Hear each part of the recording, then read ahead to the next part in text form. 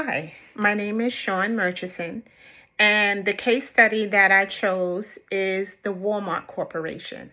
In my case study, I will discuss with you Walmart's decision-making processes and how they ensure that Walmart makes quick and informed decisions, from inventory to supply chain issues. What I'll also include is Walmart's cultural approach and what that means to Walmart, how they define it.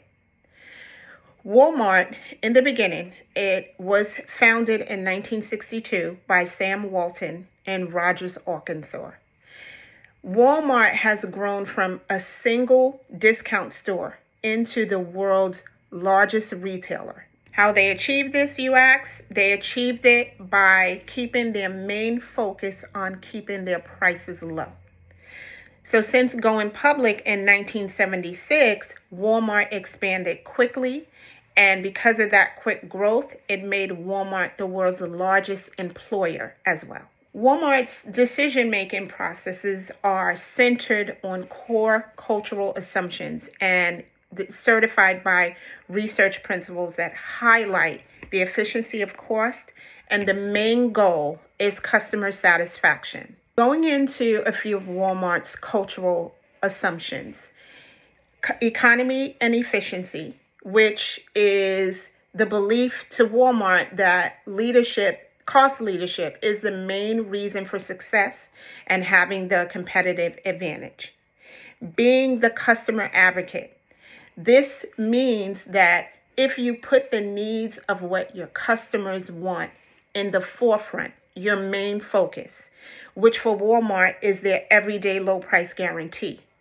Once they put that as the forefront, it will translate into customer loyalty, and Walmart will be the first company that customers seek out when they are looking for anything from food to auto things for their car, to house supplies, TVs, electronics, all those things. And having the lowest price is what's super important to Walmart, and that's what keeps their customers coming back. Another main cultural assumption for Walmart is integrity. As a company, they want to make sure that they are operating with uncompromising integrity, legally, morally, and culturally. It's very important. And it's very important that the partners that Walmart does their business with have this same integrity as the basis. One of the main focuses for me as far as cultural assumptions and Walmart as a company is employee diversity.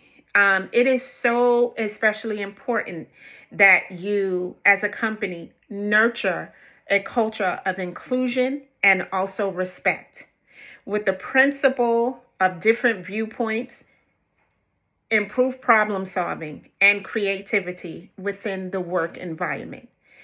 Everyone is going to have a different approach. It may not be the same as someone else, but it doesn't mean that it can't work. And when you include different cultures, different ideas, different approaches in your decision making as a company, it creates employee loyalty. They feel appreciated. They want to work for you because their voices are being heard.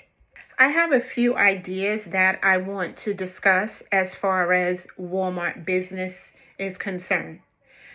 One of the strategies that Walmart should focus on, especially when doing business internationally, is the culture, the beliefs in that culture. In the past, Walmart had opened up global editions, most notably in Germany and China. And where those dealings had failed is because in those countries, they were not willing to adapt to our American business model. And so there was a disconnect in operating here and operating in another country. and being on two different pages. One of the main reasons for the disconnect is the hierarchical structure in Walmart. Because although it permits efficiency, it restricts communication and flexibility, which often is a battle when you are not operating in only the United States, but you're operating in another culture. And you have to have an open dialogue and feedback.